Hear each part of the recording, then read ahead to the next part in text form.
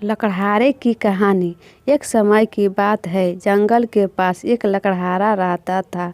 वह जंगल में लकड़ी इकट्ठा करता था और उन्हें पास के बाजार में बेचता था कुछ पैसे के लिए। एक दिन की बात है, वह एक पेड़ काट रहा था। तभी हुआ यह कि गलती से उसकी कुल्हाड़ी पास की एक नदी में गिर गई।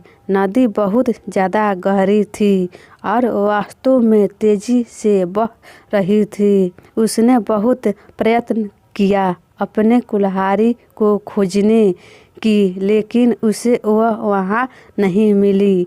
अब उसे लगा कि उसने कुल्हाड़ी को खो दिया।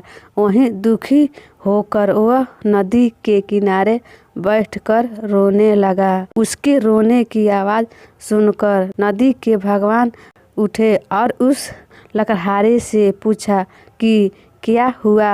लकड़हारे ने उन्हें अपने दुखदा कहानी बताई। नदी के भगवान को उस लकड़हारे के ऊपर दया आई और वह उसकी मेहनत और सच्चाई देखकर उसकी मदद करने की पेशकश की। वे नदी में गायब हो गए और एक सुनहरी कुल्हाड़ी वापस लाए, लेकिन लकड़हारे ने कहा कि यह उसका नहीं है।